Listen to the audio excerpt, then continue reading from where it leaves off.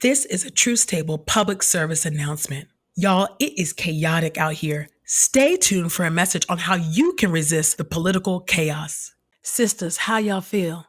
Brothers, y'all all right? If this is your first time at Truth Table, welcome to the table.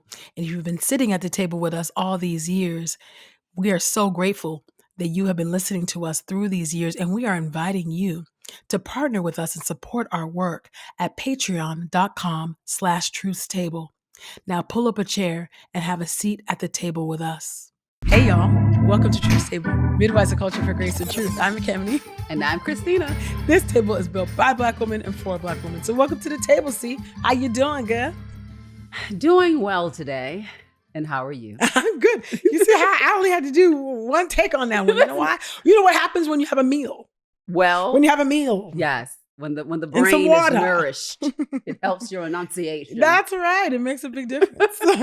Glad to be at the table with you. Absolutely. Right back at you. We have had a day full of interviews, and now it's just me and you, girl. Listen, we got something to talk about, don't we? Talking about? Well, first of all, we were wearing our T-shirts for those who watch on the YouTube. Oh, yes. Justice that Take invention. Signs. Yes. And I have my Justice Take Side shirt. You can get one through Jamar Tisby's website. That's right. Mm-hmm. And I got on voting is my black job. Hello. Take that, Trump. All right. Because you know how much he watches this show. That's it. This really is my black job. Although he is like Beetlejuice, I try not to say his name. I really do. I mean, I'm a child of the 80s. I'm like, he will pop up. I couldn't resist on that one, though. I couldn't resist. Now, where did I get this T-shirt, though?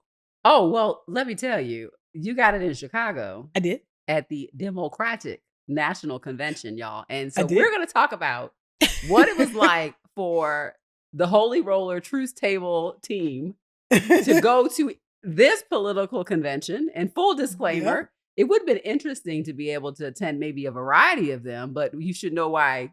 We attend the ones that would be the most safe for us physically to attend. Absolutely. So we found ourselves at the DNC. We had the opportunity to come in, to observe, to witness history, which is always a grace from God, but also to pray and to do a time of devotion with a team that was there, which was a real blessing to be able to take up shop and to pray and name all the things that need to be named in terms of justice and dignity and life, even in that place that's dedicated to a particular political party. So that's what brought us there. You were there for the whole day. I was there for the whole week. I was there for half a week, which is about all I could do. It's half a week.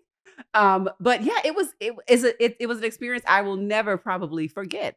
So let's get into it. So a trip. What did you work through in your mind was that your first political convention? Like major? That was my very first. Never been to the DNC. Yeah. Never been to a political convention, period. Particularly of that size, like that magnitude, right? Been. So how did you work through the decision to say yes and to show up? And in what mindset or did you show up with? Yeah. Well, when we got the opportunity to go, I mean, first of all, DNC was never on my bucket list. I mean, no political convention has really been on my bucket list. Mm-hmm. You know, I guess in some ways it just never felt like it was within my reach.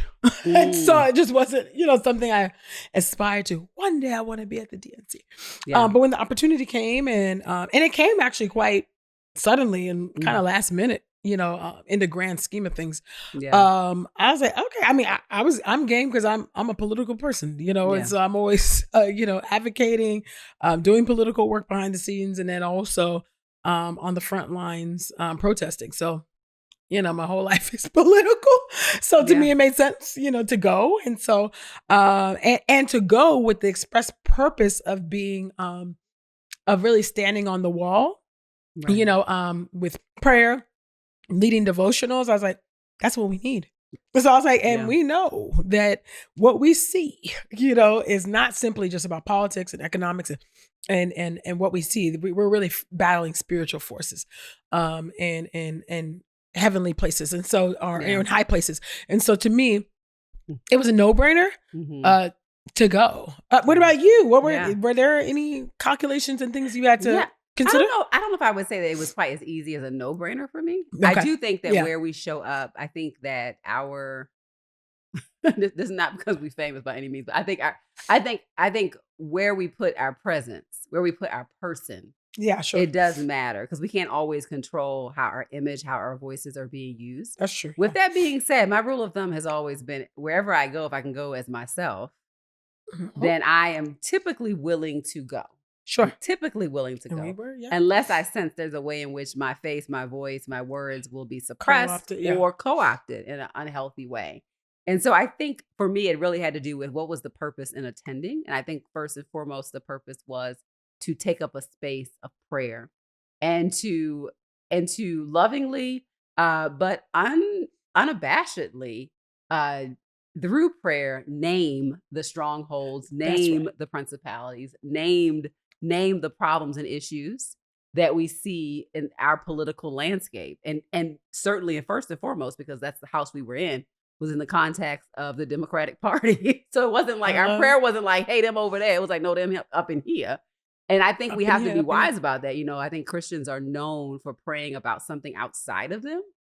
And I'm like, no, correction starts in the place where you're standing first. That's right. And so, and because for me, and I can just go on the record, I'm much more disheartened and disconnected and concerned and troubled by Trumpism and its co-opting of the Christian faith. It would be easier for me then to look at the Democratic Party and just give it a pass.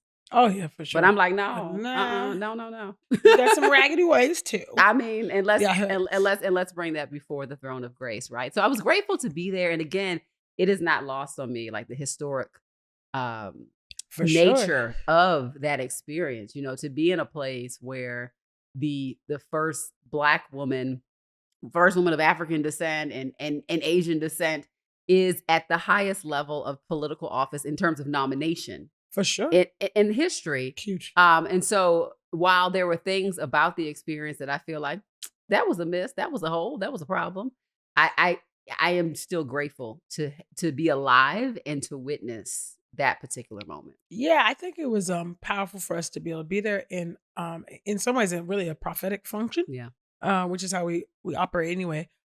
So being able to call out the imperialism, being in the belly of the beast, being there at the DNC, I thought that was powerful, and so we really did get to pray against imperialism. We did get to pray against the multiple genocides that are going on, Congo, in Gaza, prayed for Haiti, Sudan, the proxy war that's happening there. I mean, we really, and even the idolatry that happens on the left, because things are so extreme and so polarized, and because the right is so right, so far right. The left also has its extremisms in some different ways, and so there is a way in which we can ascribe Messiah type of complex or projection onto this candidate, which would be VP Kamala Harris, who has now accepted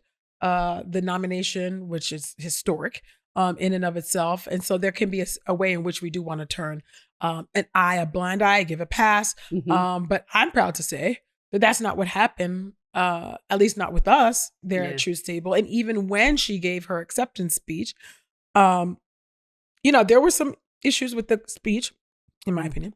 And so, in my opinion, I think they absolutely should have had a Palestinian American speak. Absolutely. I think that should have happened. I also thought it was good and was right and really important to have the parents of one of the Israeli hostages speak. That was right. It was profound. It was important to do that. I believe that they are natives to Chicago as well, if I remember. They're residents of Chicago because I've seen them on television quite a bit.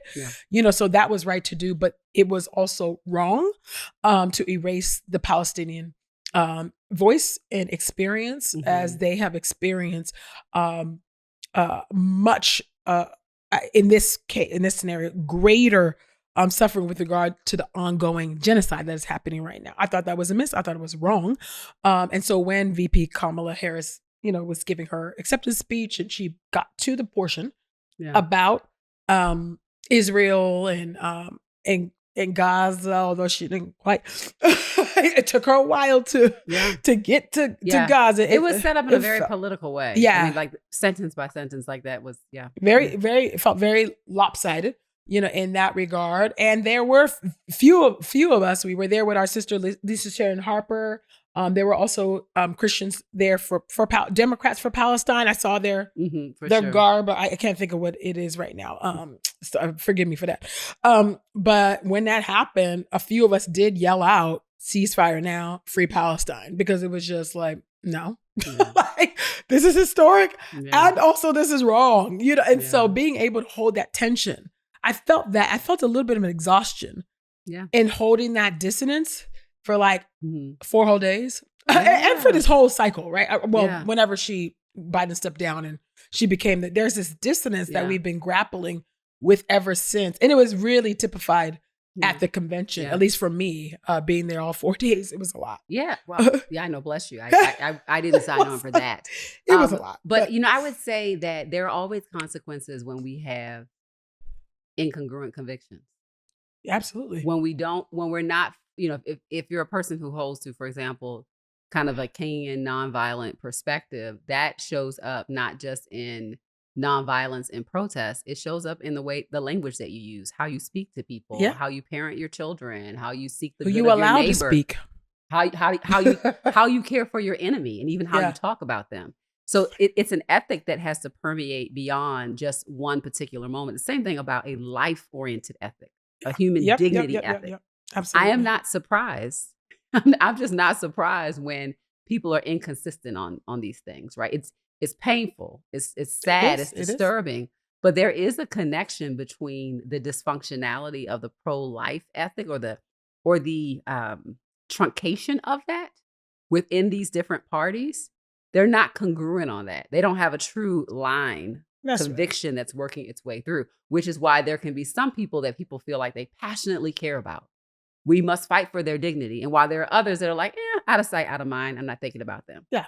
And I think it shows up. And so I think I think we're called to say everyone is made in the image of God. The people that you can see and the people that you cannot see. And what does that mean to raise your voice for that? And so I anticipate from that incongruent philosophy for there to be these broken, dysfunctional pieces. It's still grievous. It's still painful, And I think that's our point in being in these spaces, is not to say we fully have to agree 100%. We are working with broken fragments. We just doing the best we can. We see through the mirror, didn't we? We're doing the best we can with what we got. And listen, and not, in the name and of not compromising. Hello, Mimi. We're doing the best. I love you, Mimi. Oh, be with Mimi, Lord. But the point is, we have to maintain our conviction by not growing silent or growing cold or becoming like the thing that we want to resist. Or detaching and numbing, right? Or exactly. I think is a real temptation these days, right? Because there's so much going on all the time. You're like, oh my goodness. And you're like, we done been down this road again. Another unprecedented time. Another historic moment. Right? I know. I think we're getting, historical fatigue or new history fatigue. I don't know. There's got to be, I'm sure, new terms. I know. To describe what we have been through. I know. What Xers, millennials, and Zs, what we have been through. It's a lot. But and at the same time, I'm certain that older Xers and boomers look at us and chuckle because they're like, let me tell you about surviving assassination attempts, or if you think about the 60s and the 50s, I know that they look at us and they shake their heads. They do be like, some of us wasn't quite like that, but you know what? That was a little fun thing about being at the DNC was that my family, California Democrats, so we're lifelong Democrats, so being there, I was like, okay, I got to get my mama this swag. So that was kind of cool to be able to get my mom, get her swag, her Kamala swag, get the signs for the family. Every bedazzled sequence, political thing you could ever want. She already got plans for the shirt. She was very happy about it, very excited about the bedazzled Kamala shirt that I got her and the signs. It reminds me. She asked me for another sign. I was like, I don't. When the folks are wearing those bedazzled Obama pins. This is all black church. It's all black church. I had an Obama bedazzled shirt. I was all in. No, I was all in. Don't play. You were in. You were all in. That makes me chuckle. I was not. I had all Obama everything. Listen, I was one of those folks. I promise you. Up until the day, up until the moment they stepped on the stage in Chicago, I still was like, is everything okay? Listen, because we've been through a lot. I have serious trust issues with America. And I was like, are they going to do right? Is he okay? So I always had, I think, a degree of empathy with that his presidencies. I'm not talking about like his policies and behaviors, but just him as a person, because I'm just very aware of just what this country has done to people. Sure. So I felt like every day that he was able to make it to another day was pretty amazing. It was pretty amazing. Protection. Exactly. So so I did. I had the Obama bedazzled girl. I think I still have it just for posterity's sake, you know. But yeah, it's so funny. No, because now, but you know what? Let's take a quick commercial break so we can kind of go back into kind of even just kind of like how we approach, you know, our politics now, because it's funny because I'm kind of talking about kind of how I was then and kind of now, and let's talk about that. Yeah. Okay, let's take a quick commercial break. We'll be right back when we talk a little bit more about behind the scenes at the DNC. Don't go nowhere. We'll be right back. Join Truth Table and believers all over the country in signing a confession of evangelical conviction. Say yes to unity in Christ and no to political violence. Click the link in our show notes. Read, pray, and share a confession of evangelical conviction. And hey, to our clergy friends out there, consider sharing this with your congregation. You can learn more about that by reaching out to us at asktruthstable@gmail.com. We are back at the table talking about behind the scenes at the DNC. What? My.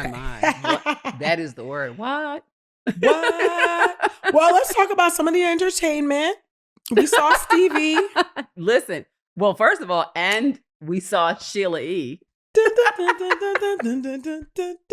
Listen, with her saved self, you know, and all white, she wasn't playing. I mean, she was banging those drums for the Holy Ghost. She is a saved and sanctified drum player. Hey, I love her. I love her. I wanted more. You know, I kept on. I was like, Stevie only gonna sing one song, and I kept looking. I was like, this is not a concert. I was like, I'm sorry, Stevie should get 2 songs. I was like, 1, you didn't pay to come. 2, this isn't a concert. I need you to put your Stevie expectations should get 2 in order. songs, though. Yeah. Well, they'd already cut some things. I gotta tell you. So I live in Nashville, and that's true. They did cut the Justins, and they cut Gloria Johnson. They cut kind of the Democratic political group from Nashville, from Tennessee. And so I don't know. I bet they would have said something about Palestine, though. I bet they would have. Well, I think that's part of they're definitely known for saying all the things that they feel like need to be said. There's no doubt about that. I'm not sure. I think they made the call. So here's my guess. That's my thing. Well, you stick with that. Here's another option. I think they were cut because it's the state of Tennessee, and Tennessee is far from purple. I think that they strategically put up people who they thought had purple appeal, including Oprah as an independent, which is why she came out there wearing a purple outfit. She riding this. Well, she's been wearing this purple for years. She is indeed. But I think that's why they didn't make the cut ultimately. I think if Tennessee was more like Georgia, and Tennessee actually could be more like Georgia. If Tennessee was more like Georgia, then maybe. But I don't think that they felt like they would have added anything in terms of the electoral element of things. And I will say this. I don't think you could have been more powerful than the actual survivors and family members of gun violence survivors who spoke. I felt like, oh yeah, for sure. Because I think that's a part of that was good. That would have been a part of, I think, what they may have likely spoke to, because that was a part of their kind of fame was around that topic here in Tennessee. And listening to the Uvalde mother and others speak, woo, yeah, that was very important. That was floored. Lucy McBath. Yeah, I was absolutely floored by that. And so, again, I would have loved to hear Tennessee represented because I live in Tennessee. But I think I get it in terms of political calculation. And I would say that's the thing that stood out to me about it is that you would said free pasta. Is that for sure they would let me on the stage, which they would never. I would have said free of many things. Reparations now. It would have been they would have been like cut the lights. They would have cut it. I mean, I was thoroughly reminded of the reality that this is all about political calculations, which is not the world that I personally operate in by conviction. And it's also not the world, if you want a job, that you need to live in and operate in either. Because you're always figuring out, what can I say now? What can I not say, right?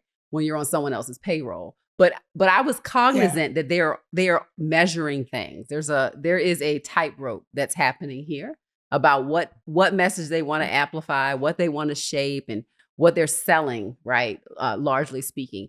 And I'm not trying to say that in a unnecessarily critical way, because I think what people are doing is, if I can turn the volume down here to make this more acceptable, then I can push through this other agenda, which does have integrity, that I really want to get on the table. And I think that's just the political negotiation that people in politics make. And I'm talking about well-meaning people in politics are always making, which is different than, I think, kind of a prophetic call, which is that we're not necessarily thinking about how do we keep this mic. Right. Yeah, I think there was, it's a lot of political theater, I mean, it's a political convention. Yeah, it was a show. So it was definitely a show. It was good to go there and be like, I definitely don't bleed blue anymore. I mean, I'm a Democrat for sure. Yeah. But there was a time where I was like, you cut me, I bleed blue. Like, you know what I mean?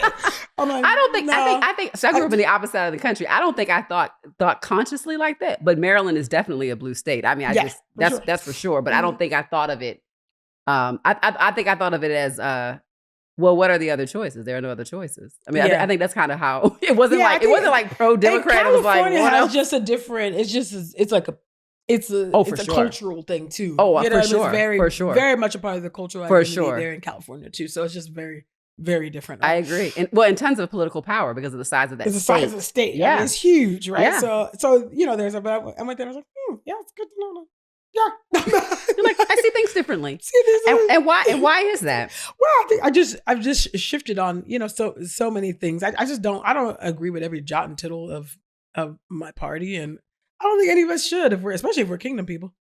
I just don't know how you can align with everything. I think that's an odd thing, because no political party on the left or the right, independent, Green Party, whatever, aligns, with a biblical political theology. Mm-hmm. They're just not.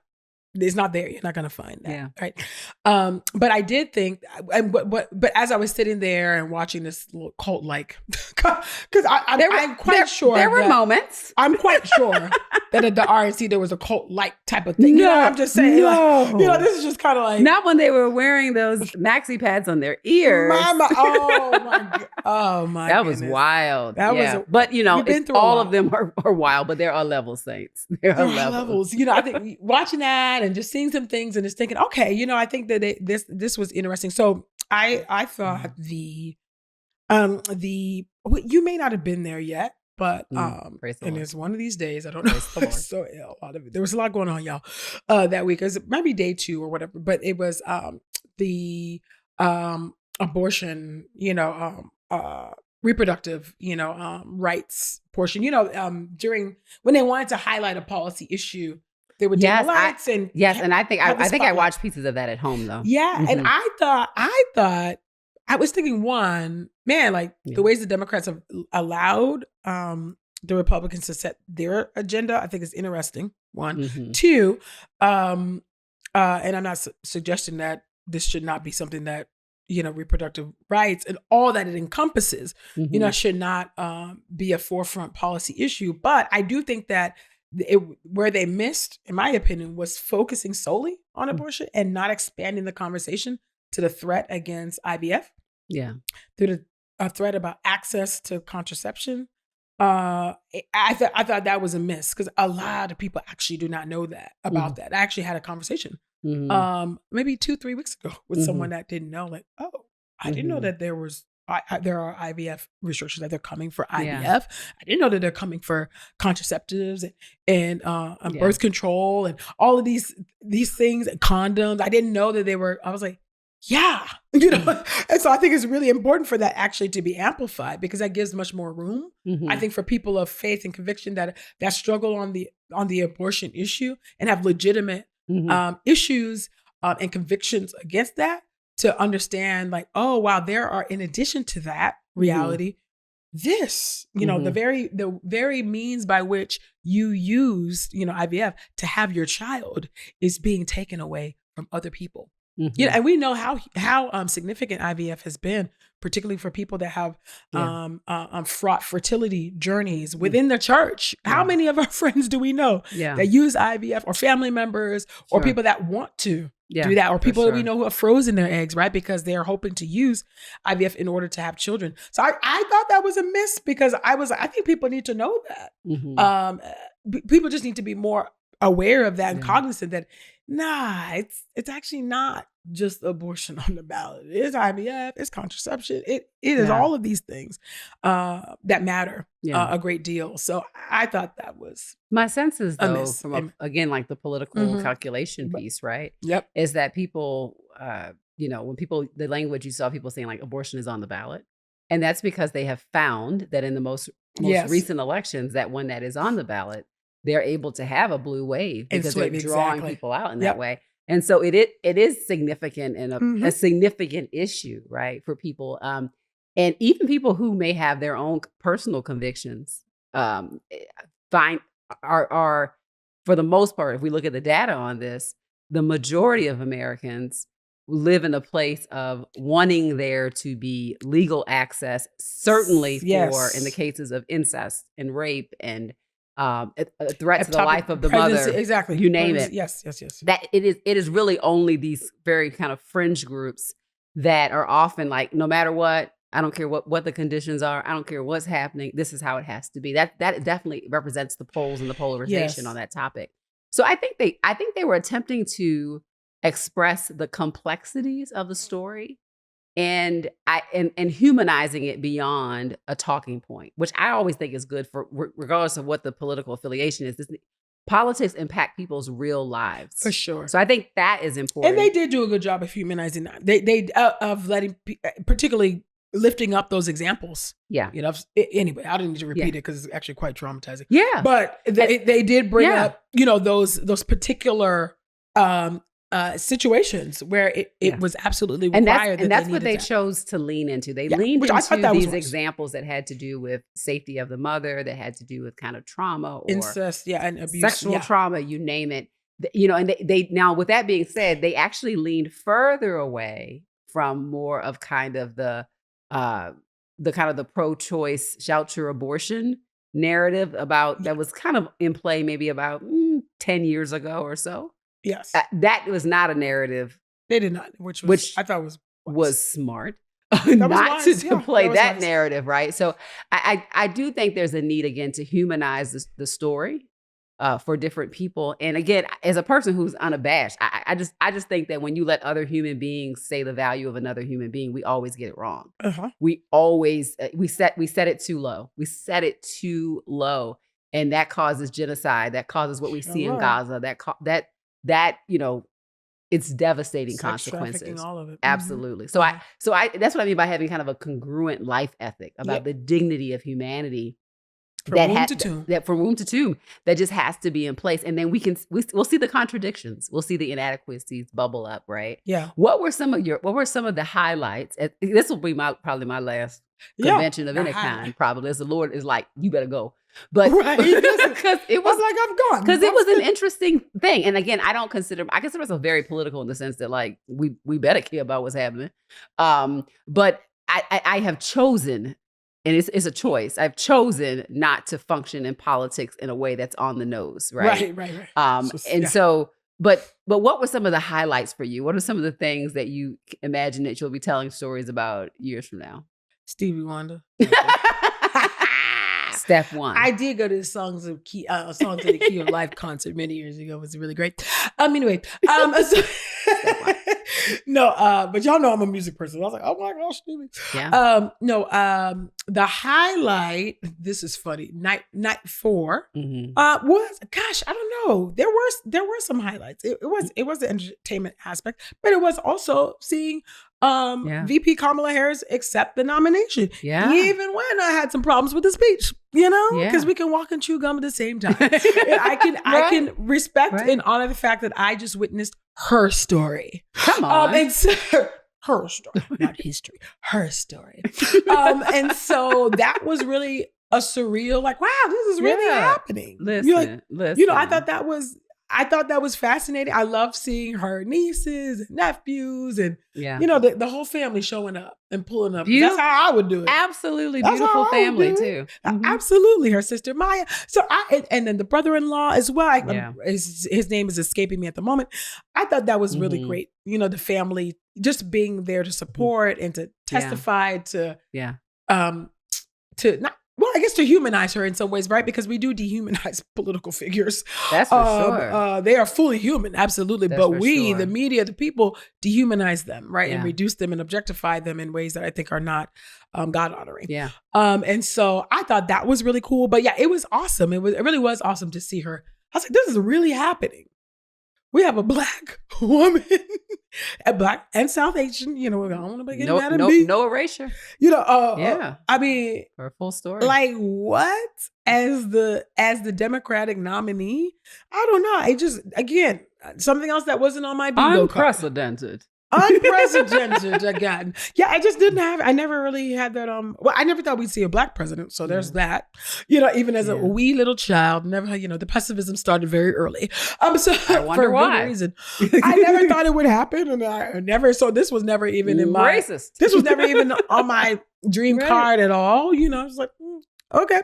Yeah. And so it is wild to see like, oh, wow, we might get a Black woman president. Yeah. How about you? What was the highlight for you?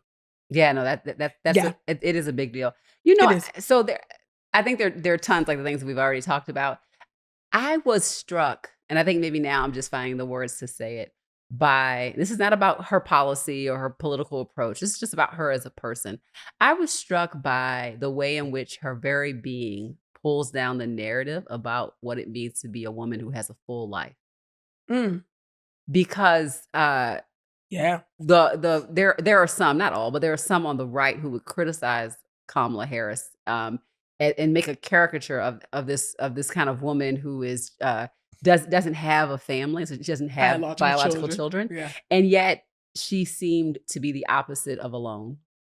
She seemed to be just full of family, of diverse and vibrant and loving family, and this beautiful strength and connection in her femininity, and her just love of young people. That's one of the things I enjoy seeing them. Clearly, it could be political theater and propaganda, but I'm playing along right now. I love to see the clips of her do things like lift a child's face up and say, "Repeat after me." Yeah, that was. And that is a unique way in which I think all of us, whether we have children or not, that for women, and I'm thinking about shout out to our listeners, right? Yeah, she is she's a quintessential auntie. She is platinum level auntie, and I think that was great to see. I think that was rich auntie. You better believe it. Rich auntie who likes to cook and all the things. Yeah. So I think that was cool to see. I love the moment of the kind of the cultural intelligence moment where they teach you how to say her name. They're like, sometimes that was good. Sometimes things are a misunderstanding, which is true. Sometimes we get things wrong because we don't understand. Had the nieces up there. But sometimes it's disrespect. And now we're going to do something so that we will be clear that if you mess us up again, you chose disrespect, right? And so I just thought that was good. Sweet and warm modeling for the country about how you deal with difference. Yeah. Right. As something that you lean into. Absolutely. I actually thought that was a highlight. And I just, it tickled me. Now, I'm not a person who has American flags in my house. And that may have been a funny moment for us when they were handing out handing out hundreds of American flags. And I was like, do they want us to wave flags right now? What's really going on here? and I kept realizing in the moment, because the questions that we were asking each other were not the questions that other people, the thousands, were asking. They were all like, give me that flag. They were tussling for the supplies, right? And we were like, okay, am I supposed to lift this sign? I think it just spoke to like the level of like discomfort. Like, this is not my America home, y'all. First. I'm like, yeah. This is not my home. This is not my home. So anyway, overall though, I was grateful to be there, and yes, it's just historic to be able to tell my kids and my family that I was there when she accepted this nomination, and again, and still retaining our voice of critique, right? Absolutely. even on that evening, that her story, even real time, in real time, because you will see how if you watch if you watch her speech, which you can watch back, you'll see her shift a bit in that portion about Israel and Gaza, because she's actually responding to our protest in that moment about ceasefire and free Palestine, because she knew, because the audience was like, hold up. You know, and again, I don't know what's in her mind or her heart, but I think even as she got to that point, so this is how I read her. And I read her with a lot of empathy, because I think that Black women who express any level of anxiety are often labeled as hard, or and angry, mean, and angry.